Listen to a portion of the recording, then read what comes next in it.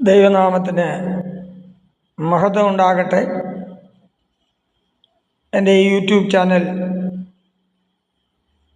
Subscribe ചെയ്യാത്ത പ്രിയപ്പെട്ടവരെ, YouTube channel നിങ്ങൾ സബ്സ്ക്രൈബ് ചെയ്യുകയും മറ്റുള്ളവർക്ക് ഷെയർ ചെയ്യണമെന്ന് ദൈവനാമത്തിൽ ഓർപ്പിക്കുന്നു. യൂട്യൂബ് ചാനലിലൂടെ ദൈവവചനം കേട്ടുകൊണ്ടിരിക്കുന്ന എല്ലാ പ്രിയ ദൈവമക്കൾക്കും കർത്താവായ യേശുക്രിസ്തുവിൻ്റെ നാമത്തിൽ എൻ്റെ സ്നേഹവന്ദനം അറിയിക്കുന്നു. ഇന്ന് ഈ നിമിഷം ചിന്തയ്ക്കായെടുത്ത വിശുദ്ധ വേദഭാഗം വെളിപ്പാട് പുസ്തകം 1-ാമത്തെ അധ്യായം 9-10 വാക്യങ്ങൾ. നിങ്ങളുടെ സഹോദരനും യേശുവിൻ്റെ കഷ്ടതയിലും രാജ്യത്തിലും സഹിഷ്ണുതയിലും കൂട്ടാളിയുമായ യോഹന്നാൻ എന്ന ഞാൻ ദൈവവചനവും യേശുവിൻ്റെ സാക്ഷ്യവും നിമിത്തം പത്മോസ് എന്ന ദ്വീപിലായിരുന്നു. കർത്ത ദിവസത്തിൽ ഞാൻ ആത്മാവിവശനായി. ദൈവത്തിന് മഹത്വം ഉണ്ടാകട്ടെ. കർത്ത ദിവസത്തിൽ ഞാൻ ആത്മാവിവശനായി. കർത്തൃദിവസം, അതായത് ആഴ്ചവട്ടത്തിൻ്റെ 1-ാം ദിവസം എന്ന് നമുക്ക് ചിന്തിക്കാം. അപ്പോൾ ആഴ്ചവട്ടത്തിൻ്റെ 1-ാമത്തെ ദിവസത്തിൽ പത്മോസിലായിരുന്ന യോഹന്നാൻ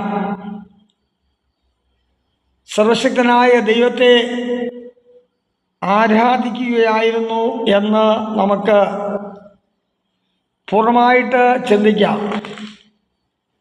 സാഹചര്യം എവിടെയായാലും എന്ത് തന്നെ ആയാലും ആത്മനിറവുള്ള ഒരു ദൈവപൈതൽ ദൈവത്തെ അവർ ആരാധിക്കുന്നതായിരിക്കും. അപ്രകാരമാണ് യോഹന്നാൻ പത്മോസിൽ എന്ന ദ്വീപിലായിരുന്ന സാഹചര്യത്തിലും ദൈവത്തെ അവൻ ആരാധിക്കുകയായിരുന്നു എന്ന് നമുക്ക് ചിന്തിക്കാം. അപ്പോസ്തല പ്രവൃത്തികളുടെ പുസ്തകം 16-ാമത്തെ അധ്യായം 25-ാമത്തെ വാക്യം നമ്മൾ വായിക്കുമ്പോൾ, പൗലോസും ശിലാസും കാരാഗൃഹത്തിൽ കിടന്ന് ദൈവത്തെ ആരാധിച്ചു എന്നാണ് മനസ്സിലാകുന്നത്. അർദ്ധരാത്രിക്ക് പൗലോസും ശിലാസും പ്രാർത്ഥിച്ച് ദൈവത്തെ പാടി സ്തുതിച്ചു. അർദ്ധരാത്രിയിൽ അവരുടെ ജീവിതത്തിലേക്ക് കാരാഗ്രഹത്വമെന്ന പ്രതികൂലത്തിലേക്ക് അവർ കടന്നു വന്നപ്പോൾ അവർ അർദ്ധരാത്രിയിൽ എഴുന്നേറ്റ് ദൈവത്തെ അവർ പാടി പ്രാർത്ഥിച്ച് കർത്താവിനെ അവർ സ്തുതിപ്പാനായി ഇടയായി തീർന്നു. ഈ നിമിഷത്തിൽ നമ്മുടെ ജീവിതത്തിലും പ്രതിസന്ധികൾ കടന്നു വരുമ്പോൾ യാത്രയിലെ യാമങ്ങളിലേക്ക് എഴുന്നേറ്റ് ദൈവത്തോട് പ്രാർത്ഥിക്കുകയും ദൈവത്തെ ആരാധിക്കുകയും സ്തുതിക്കുകയും ചെയ്യുന്നത് നമുക്ക് വിടുതലിനും ആശ്വാസത്തിനും കാരണമായി തീരുമെന്ന് ഈ സമയം ഞാൻ ഓർമ്മപ്പെടുത്തട്ടെ. അപ്പോൾ അർദ്ധരാത്രി പൗലോസും ശീലാസും പ്രാർത്ഥിച്ച് ദൈവത്തെ അവർ പാടി സ്തുതിച്ചു. തടവുകാർ വളരെ ശ്രദ്ധിച്ചു കൊണ്ടിരുന്നു എന്ന് നമ്മൾ മനസ്സിലാക്കുവാനായി സാധിക്കുന്നു. അപ്രകാരം യോഹന്നാനും ദൈവത്തെ പാടി അവൻ ആരാധിക്കുവാൻ സ്തുതിക്കുവാൻ ഇടയായി തീർന്നു. ആ സമയത്താണ് ദൈവസാന്നിധ്യം യോഹന്നാൻ്റെ അടുക്കലേക്ക് ഇറങ്ങി വരുവാനായി ഇടയായി തീർന്നത്. നാം ദാനിയേൽ പ്രവചനം 3-ാമത്തെ അധ്യായം വായിക്കുമ്പോൾ, ശദ്രക്ക്, മേശക്ക്, അബേദ്നെഗോ എന്നീ 3 പുരുഷന്മാരെ നെബൂഖദ്നേസർ രാജാവ് എരിയുന്ന തീച്ചൂളയിലേക്ക് ഇടുവാനായി ഇടയായി തീർന്നു. 3 പേർ ഇട്ടു എങ്കിലും 4-ാമതായ ഒരാൾ അവിടെ കാണുന്നതായിട്ട് നമുക്ക് മനസ്സിലാകുന്നുണ്ട്. അവരുടെ ഇടയിലും ദൈവത്തിൻ്റെ സാന്നിധ്യം ഇറങ്ങി വരുവാനായി ഇടയായി തീർന്നു. 2-3 പേർ കർത്താവിൻ്റെ നാമത്തിൽ കൂടി വരുന്നവരുടെ മധ്യത്തിൽ കർത്താവുണ്ട് എന്ന് നമുക്ക് വാഗ്ദത്തം തന്നിരിക്കുകയാണ് പ്രിയമുള്ളവരെ. അതാണ് ഇവിടെ യോഹന്നാൻ കർത്തൃ ദിവസത്തിൽ ദൈവത്തെ ആരാധിച്ചപ്പോൾ അവൻ ആത്മാവിലായി എന്ന് വചനം നാം പഠിപ്പിക്കുകയാണ്. അതായത് ആത്മാവിൻ്റെ ഒരു ഉയർന്ന നിലയിലേക്ക് വന്നു എന്ന് നമുക്ക് ചിന്തിക്കാം. ഒരു വ്യക്തി മാനസാന്തരപ്പെട്ട് സ്നാനപ്പെട്ട ശേഷം അവർക്ക് ലഭിക്കുന്നു, അന്യഭാഷ ലഭിക്കുന്നു. ചിലർക്ക് അന്യഭാഷയുടെ വ്യാഖ്യാനപരം ലഭിക്കുന്നു, ചിലർക്ക് പ്രവചനപരം ലഭിക്കുന്നു, ചിലർക്ക് രോഗശാന്തിപരം ഉണ്ടാകുന്നു, ചിലർക്ക് ദർശനങ്ങൾ, വെളിപ്പാടുകൾ ഉണ്ടാകുന്നു. എന്നിവ ദൈവം തൻ്റെ ആത്മാവിലൂടെ ദൈവം നൽകുകയാണ് ചെയ്യുന്നത്. എപ്പോഴാണ്? മാനസാന്തരപ്പെട്ട് സ്നാനപ്പെടുമ്പോൾ, ആത്മാവിനെ പ്രാപിക്കുമ്പോൾ, ചില നാളുകൾ കഴിഞ്ഞു വരുമ്പോൾ, ചില മാസങ്ങൾ മുന്നോട്ട് കടന്നു പോകുമ്പോൾ, ചില വർഷങ്ങൾ മുന്നോട്ട് കടന്നു പോകുമ്പോൾ സർവശക്തനായ ദൈവം അവർക്ക് ചില കൃപാവരങ്ങൾ കർത്താവ് നൽകുകയാണ് ചെയ്തത്. ഇതുപോലെയാണ് യോഹന്നാൻ ഇവിടെ വായിക്കുന്നത്. അവൻ ആത്മാവിലായി, ആത്മാവിൻ്റെ ഒരു ഉച്ചനിലയിലേക്ക് എത്തിയെന്ന് നമുക്ക് ചിന്തിപ്പാനായിടയായിത്തീരും. Praise the Lord. അതാണ് നമ്മൾ 121 സങ്കീർത്തനം വായിക്കുമ്പോൾ, ഞാൻ എൻ്റെ കണ്ണ് പർവ്വതങ്ങളിലേക്ക് ഉയർത്തുന്നു, എനിക്ക് സഹായം എവിടെ നിന്ന് വരും? എൻ്റെ സഹായം ആകാശത്തെയും ഭൂമിയും ഉണ്ടാക്കിയ യഹോവയിൽ നിന്ന് വരുന്നു. 46 സങ്കീർത്തനം 1 വാക്യം ഇങ്ങനെ വായിക്കുന്നു: ദൈവം നമ്മുടെ സങ്കേതവും ബലവുമാകുന്നു, കഷ്ടങ്ങളിൽ അവൻ ഏറ്റവും അടുത്ത തുണയായിരിക്കുന്നു. അപ്പോൾ പ്രിയ ദൈവമക്കളെ, നമ്മുടെ ജീവിതത്തിൽ കഷ്ടങ്ങൾ കടന്നു വരുമ്പോൾ നമുക്ക് തുണയായിരിക്കുന്ന നമ്മുടെ സർവശക്തനായ ദൈവം തന്നെയാണ്. പ്രകൃതിയിൽ എന്തൊക്കെ സംഭവിച്ചാലും നാം ഭയപ്പെടേണ്ട കാര്യമില്ല.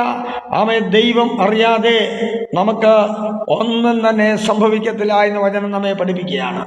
യോഹന്നാന്റെ സുവിശേഷം 3-ാം അധ്യായം 34-ാമത്തെ വാക്യം ഇങ്ങനെ വായിക്കുന്നു: ദൈവം അയച്ചവൻ ദൈവത്തിൻ്റെ വചനം പ്രസ്താവിക്കുന്നു, അവൻ ആത്മാവിനെ അളവ് കൂടാതെയല്ലോ കൊടുക്കുന്നത്. 14-ാമത്തെ വാക്കിൽ അതേ സ്വരം തന്നെ പറയും: ഞാൻ കൊടുക്കുന്ന വെള്ളം കുടിക്കുന്നവനോ ഒരു നാളും ദാഹിക്കുകയില്ല, ഞാൻ കൊടുക്കുന്ന വെള്ളം അവനിൽ നിത്യജീവങ്കിലേക്ക് പൊങ്ങി വരുന്ന നീരുറവയായി തീരുമെന്ന് ഉത്തരം പറയുവാനിടയായിത്തീർന്നു. ഈ ഭേദഭാഗങ്ങളെല്ലാം നമ്മൾ വായിക്കുമ്പോൾ സ്തോത്രം എന്നാണ്. അളവ് കൂടാതെയല്ലോ ആത്മാവിനെ കൊടുക്കുന്നത്. ആരാണ്? അവൻ ദൈവം അയച്ചവൻ. ദൈവം ആരെ അയച്ചത്? ദൈവം അയച്ചത് നമ്മുടെ കർത്താവായ യേശുക്രിസ്തുവിനെ. ആ യേശുക്രിസ്തുവിനെ യേശുക്രിസ്തുവിലൂടെ നമ്മുടെ ജീവിതത്തിലേക്ക് ആത്മാവിനെ അളവ് കൂടാതെ കർത്താവ് തരുവാനായിടയായിത്തീരും. നാം ദൈവസാന്നിധ്യം അനുഭവിച്ചുകൊണ്ട്, ദൈവത്തോട് പറ്റിയിരുന്നു കൊണ്ട്, ദൈവവചനത്തെ പ്രമാണിച്ചുകൊണ്ട് ഞാനും നിങ്ങൾ മുന്നോട്ട് പോകുമ്പോൾ അളവ് കൂടാതെ ദൈവത്തിൻ്റെ ആത്മാവിനെ നമ്മിലേക്ക് കർത്താവ് പകരുവാനായിടയായിത്തീരും. അതാണ് വീണ്ടും നമ്മൾ വായിച്ചത്: ഞാൻ കൊടുക്കുന്ന വെള്ളം കുടിക്കുന്നവനോ ഒരു നാളും ദാഹിക്കില്ല, ഞാൻ കൊടുക്കുന്ന വെള്ളം അവനിൽ നിത്യജീവങ്കിലേക്ക് പൊങ്ങി വരുന്ന ഒരു നീരുറവയായി തീരുമെന്ന് ഉത്തരം പറയുവാനായിടയായിത്തീർന്നു. ആകയാൽ ഈ രാത്രിയുടെ വേളയിൽ, ഈ വേളയിൽ എന്നെ കേൾക്കുന്ന പ്രിയ ദൈവമക്കളെ, യോഹന്നാൻ പത്മോസിലായിരുന്നു കൊണ്ട് കർത്തൃദിവസത്തിൽ സർവശക്തനായ ദൈവത്തെ അവൻ ആരാധിച്ചപ്പോൾ അവൻ ആത്മാവിലായി എന്നാണ് പറയുന്നത്. എന്താണ്? ആത്മാവിൻ്റെ ഒരു വലിയ ഉയർന്ന നിലയിലേക്ക് യോഹന്നാൻ എത്തുവാനായിടയായിത്തീർന്നു. ഞാനും നിങ്ങളും സർവശക്തനായ ദൈവത്തെ ആത്മാവിലും സത്യത്തിലും കർത്താവിനെ ആരാധിക്കുമ്പോൾ, ഹല്ലേലൂയ, നമ്മുടെ ജീവിതത്തിലും കർത്താവ് ഉയരത്തിലെ അത്യന്ത ശക്തി നമ്മുടെ മൺകൂടാരത്തിലെ പകർന്ന് നിരവധി കൃപാവരങ്ങൾ നമ്മുടെ മേൽ പകർന്ന് ദൈവം നമ്മെ അനുഗ്രഹിപ്പാനായിടയായിത്തീരും.